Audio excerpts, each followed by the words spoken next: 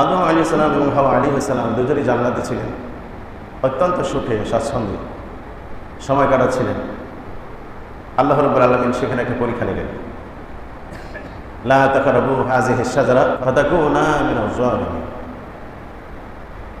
তোমরা এই গাছের কাছে যাবে না, তোমরা দুজন এই গাছের কাছে যাবে না, যদি যাও তাহলে তোমরা জালিম হয়ে যাবে, অত্যাচারী হয়ে যাবে। আল্লাহ রাব্বুল আলামিন সেই নিষিদ্ধ বিষয়ে একটা প্রলোভন শয়তানের পক্ষ থেকে ওয়াসওয়াসা আর মানব মন, এখানে লোভ লালসা দেওয়া হয়েছে। ওয়াসওয়াসা এবং মানবীয় যে নেচার, এতে প্রভাবিত হয়ে আদম এবং হাওয়া দুজনেই সেই নিষিদ্ধ গাছের ফল ভক্ষণ করেছিলেন। মহান আল্লাহ যে নিষেধ করেছিলেন সেটা মানতে পারেনি। মহান আল্লাহ এইটার মাধ্যমে তাদেরকে জান্নাত থেকে পৃথিবীতে পাঠিয়ে দিলেন।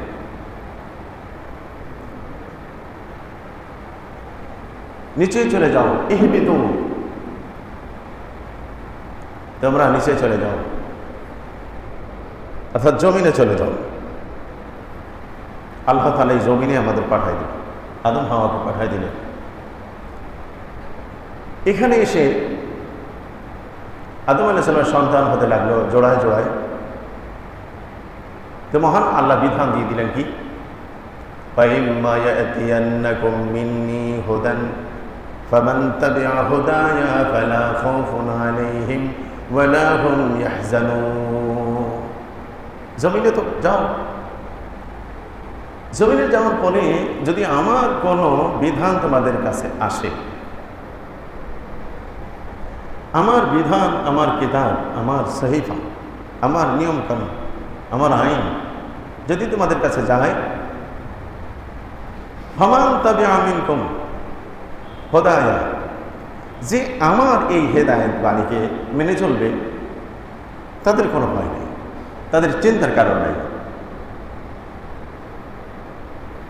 আদম আলাইহিস সালাম যেই কিতাব সহিফা পেয়েছিলেন মহান আল্লাহর পক্ষ থেকে, পৃথিবীতে জীবনকাল কিভাবে কাটাবেন, তিনি তার পরিবার সন্তান সন্ততি নিয়ে কিভাবে কাটাবেন, এই নিয়ম পদ্ধতি, জাগতিক চাষাবাদ পদ্ধতি, কোনটা খাবে কোনটা খাবে না, কোনটা করবে কোনটা করবে না, কীভাবে চলতে হবে কীভাবে চালাতে হবে, আল্লাহর ইবাদত বন্দেগী কীভাবে করতে হবে, আল্লাহ রাব্বুল আলামিন এই নির্দেশনাবলী দিয়েই সহিফা নাজিল করলেন। আদম আলাইহিস সালামের আল্লাহ প্রদত্ত সেই বিধিমালার মধ্যে একটি ছিল বিবাহ নীতিমালা। বিবাহ নীতিমালা হলো আগের সন্তান, আগের জোড়ায় জোড়ায় সন্তান হতো, প্রথম জোড়ার ছেলে, পরবর্তী জোড়ার মেয়ে, এটার সাথে বিবাহ বন্ধনে আবদ্ধ হবে। কিন্তু এটা একজন মানল না, এটা একজন অস্বীকার করল।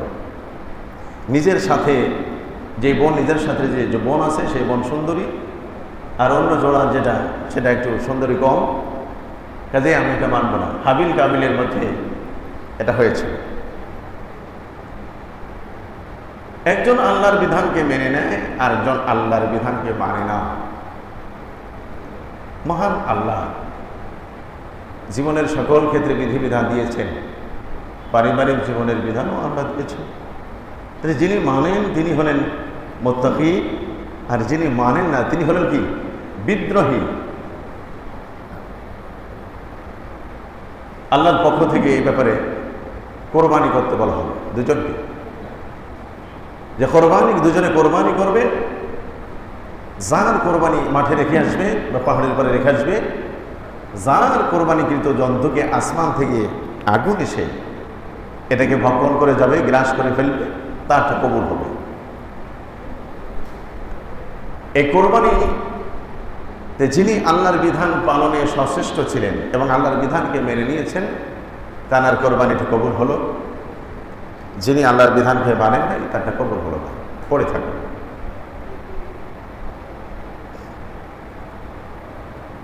এরপরে শয়তানের কুমন্ত্রণা শুরু। যে আমার সাথের বোনকে আমি বিবাহ করতে পারবো না, তাহলে আমি কোনো ক্রমেই তোমাকে এই বোনকে দিব না, আমি তোমাকে হত্যা করব। লা আকতুলান্নাক, অবশ্যই অবশ্যই আমি তোমাকে হত্যা করব। মাজলুম ভাই বলল, লাইন বাসাত্তা ইলাইয়া ইয়াদাকা মা আনা বিবাসিতি ইয়াদাইয়া ইলাইকা লিআকতুলাকা। হে ভাই, তুমি যদি আমাকে হত্যা করার জন্য আমার দিকে তোমার হাত প্রসারিত করো, আমি কিন্তু আমার হাতকে তোমার দিকে প্রসারিত করবো না তোমাকে হত্যা করার জন্য। তাহলে অপরাধ কতগুলো করতেছেন? একটা আল্লাহর আইন মানে নেই, এরপরে আল্লাহ কোরবানি করতে বললেন, সেখানে একটা নিদর্শন দিলেন, কোরবানি কবুল হওয়া না হওয়া প্রসঙ্গ নিয়ে সিদ্ধান্ত, সেটা দেখো, সেটা মানল না। তারপরে সীমালঙ্ঘনের সিদ্ধান্ত নিল যে আমার এই ভাইকে যদি আমি হত্যা করে ফেলি, তাহলে আমি এই বোনকে বিবাহ করতে পারব, তাহলে আমার এই বোন, তাকে আমি বিবাহ করতে পারবো, সে আর বিবাহ করতে পারবে না। হত্যাও করলো, হত্যা করে ফেলল। তাহলে আমরা যে আজকে কোরবানি করতে যাচ্ছি, এই কোরবানি আদম আলাইহিস সালামের সময়ও আল্লাহর উদ্দেশ্যে কোরবানি হয়েছিল। প্রত্যেক উম্মতের মধ্যে এই কোরবানির ব্যবস্থা ছিল। কোরবানি এটাকে হাদিসের ভাষায় আসছে উদহিয়া। কোরবান শব্দের কারবন থেকে এসেছে, যার অর্থ হলো নিকটবর্তী হওয়া। ফুলানুল ওজনে কোরবান শব্দটির উৎপত্তি হচ্ছে নৈকট্য অর্জন করা। মহান আল্লাহ রাব্বুল আলামিন তার নৈকট্য অর্জন করার জন্য যেই পদ্ধতি দিয়েছেন, এই পদ্ধতির মাধ্যমে আল্লাহর নৈকট্য অর্জন করা, পশু কোরবানির মাধ্যমে আল্লাহ রাব্বুল আলামিনের নৈকট্য অর্জন করা। ওয়াকাযালিকা জাআলনা লিকুল্লি উম্মাতিন মানসাকান লিয়াযকুরু ইসমাল্লাহি আলা মা রাযাকাহুমুল্লাহু মিন বাহিমাতিল আনআম।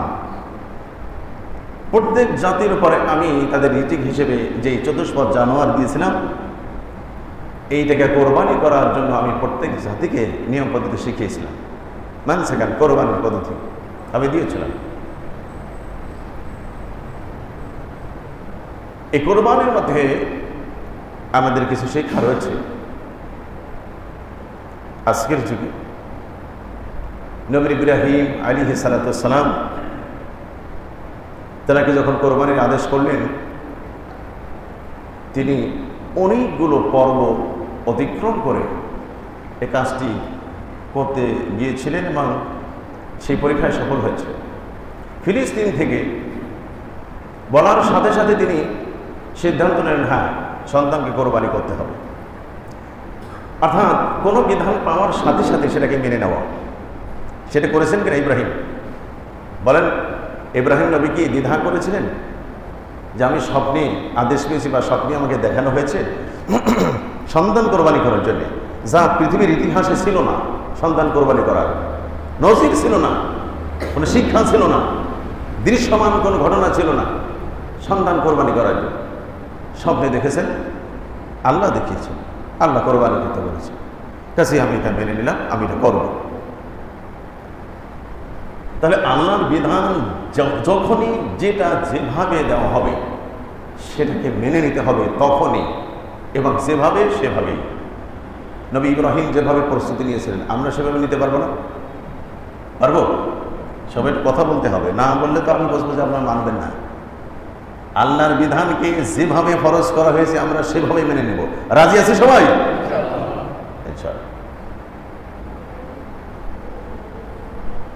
নবী ইব্রাহিম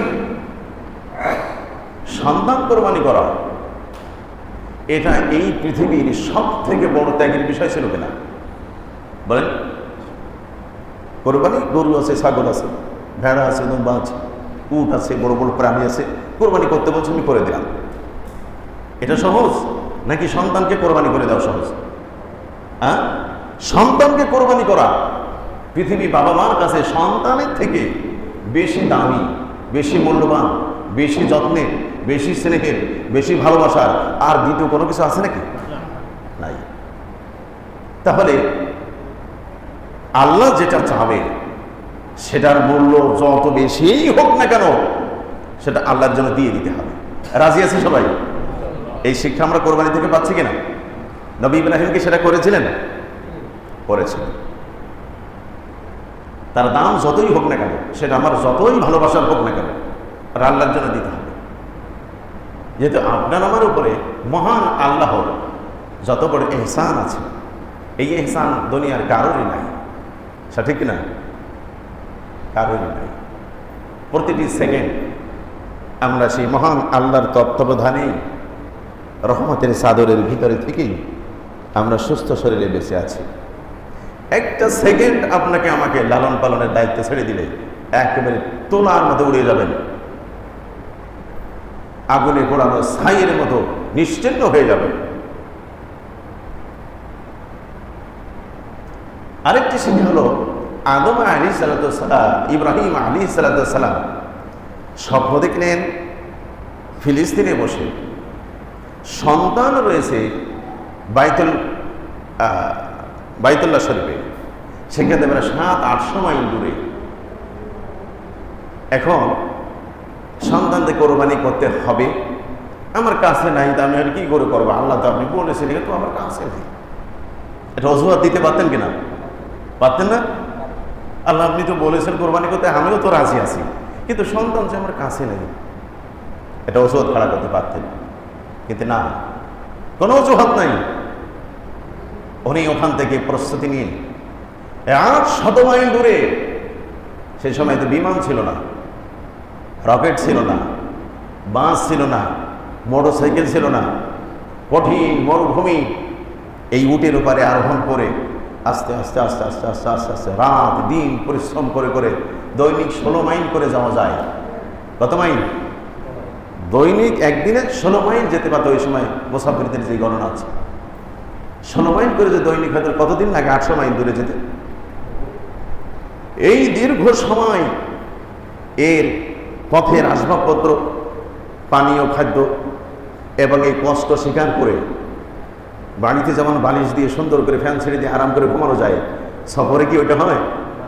কত কঠিন! তিনি এই কঠিন বাস্তবতাকে মেনে নিয়ে এই 7 থেকে 800 মাইল দূরে চলে আসলেন নিজের সন্তানকে কোরবানি করার জন্য। এখান থেকে আমাদের শিক্ষা, আল্লাহর বিধান পালনে যত কষ্টই হোক না কেন, সে কষ্টকে আমাদের মেনে নিতে হবে, যেমন মেনে নিয়েছিলেন হযরত ইব্রাহিম আলাইহিস সালাম। রাজি আছি আমরা? এই শিক্ষাকে যদি আমরা জীবনে মেনে নিতে পারি, তাহলে তো আমাদের জীবনে আর সমস্যা থাকার কথা না। অন্তত এই 3টা জিনিস, এই যে 3টা জিনিস আমি বললাম, এই 3টা জিনিসের শিক্ষা যদি আমাদের জীবনে থাকে, আমাদের জীবনে কোরআন হাদিস থেকে পদস্খলন হওয়ার কথা না, সঠিক না? আজকে আমরা আল্লাহর অনেক বিধান মানতে পারতেছি না। ইব্রাহিম আলাইহিস সালাম সাথে সাথে মেনে নিলেন, আর আমরা বলি যে হ্যাঁ ঈমান রাখি, বিশ্বাস করি, মেনে নিলাম, কিন্তু কাজের সময় নাই। আছে কিনা? আমাদের দ্বিমুখী ত্রিমুখী নীতি। মসজিদে এসে বলি যে হ্যাঁ মেনে নিলাম, বাহিরে গেলে, মসজিদে আসলে জি হ্যাঁ অনেক কিছু বলা লাগে, যারা একটা বেশি বুদ্ধি চালায় তারা আবার চুপ করে থাকে।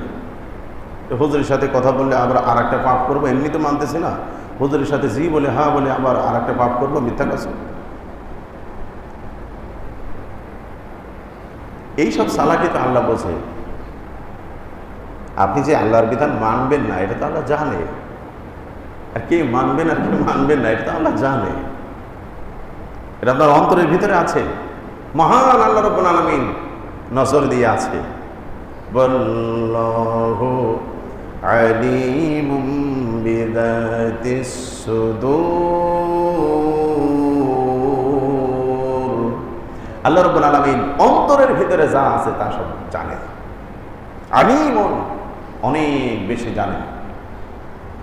শুধু অন্তর নয়, এই অন্তর সৃষ্টি হওয়ার 50,000 বছর আগে এই অন্তরে কি পরিকল্পনা করবে, এই অন্তরধারী মানুষটি পৃথিবীতে কোন কোন কাজ করবে, সে কেমন হবে, ভালো হবে না মন্দ, ভালো করবে না মন্দ করবে, আল্লাহ বিধান মানবে কি মানবে না, ইসলামের সাথে কোরআনের সাথে কতটুকু সম্পর্ক রাখবে কি রাখবে না, মহান আল্লাহ সৃষ্টিরও 50,000 বছর আগে জানতেন এবং সেখানে তাকদীর লিখে রেখেছেন। আপনি যেখানে মসজিদে বসে বসে কি করবেন, মসজিদের বাহিরে যে কি করবেন, এটাই আসমান জমিন সৃষ্টির আগে, যখন আসমান হয়নি জমিনও হয়নি, তখনই লিখে রাখছেন যে আমার এই বান্দারা এগুলো করবে, আমি তাদের স্বেচ্ছা স্বাধীনতা দিব, ইখতিয়ার দিব, কিন্তু এই ইখতিয়ার ব্যবহার করে তারা এটা করবে, লিখে রেখেছে। লা ইয়ারুদ্দুল কদরা ইল্লা বিদুআ, তাকদীর পরিবর্তন হবে না দোয়া ছাড়া। আমরা যারা পাপ কাজের মধ্যে নিমজ্জিত আছি, আমরা যারা পাপী আছি, বিধান মানতেছি না, হয়তো বলবেন যে আল্লাহ তাকদীরে লিখে রেখেছেন এই জন্য আমরা এরকম হয়ে গেছি। না, আপনার এটা করবেন আল্লাহ জানে তাই লিখে রেখেছেন। আল্লাহ এটা আপনাকে চাপিয়ে দেয়নি, আপনার ভালো মন্দ সিদ্ধান্ত ব্যাপারটা আপনার নিজেরই। আপনি সত্যকে গ্রহণ করার জন্য কখনো চেষ্টা করতেছেন না, তাই আল্লাহ আপনাকে ভালো মানুষ বানাচ্ছেন না। আপনি যদি আল্লাহর বিধান পালন করার জন্য চেষ্টা করেন, আল্লাহ আপনাকে ভালো মানুষ বানায় দিবেন। আল্লাহর বিধান বলছে ওয়াল্লাযীনা জাহাদু ফীনা লানাহদিয়ান্নাহুম সুবুলানা, যারা আমার পথে চেষ্টা করবে, আমার ব্যাপারে চেষ্টা করবে, আমার বিধিবিধান, আমার নিয়ম কানুন, আমার আইন কানুন, আমার সুন্নাহ, আমার পদ্ধতি, এটা জানার জন্য মানার জন্য চেষ্টা করবে, লানাহদিয়ান্নাহুম, অবশ্যই অবশ্যই আমি তাদেরকে পথ দেখাবো। এখানে দুইটা তাকিদ প্রয়োগ করেছে আল্লাহ। লা, লাম জাবাল্লাহ, লামে তাকিদ, এটা অর্থ অবশ্যই বা নিশ্চয়ই। আর এই শব্দটির শেষে আসছে নুনে তাকিদ সাকিলা, তাসদীদ বিশিষ্ট নুন, এর নুনে তাকিদ সাকিলা বলা হয়। শব্দের শেষে যদি নুনে তাকিদ সাকিলা যুক্ত হয়, তার অর্থ হবে অবশ্যই বা নিশ্চয়ই। তিনি একটি শব্দের প্রথমে এবং শেষে দুটি তাকিদ লাগিয়েছেন, লানাহদিয়ান্নাহুম, অবশ্যই অবশ্যই আমি তাকে আমার পথ দেখাবো। সুবহানাল্লাহ। তাহলে আমাদের দরকার কি? চেষ্টা করা। আমাদের দরকার কি? চেষ্টা করা।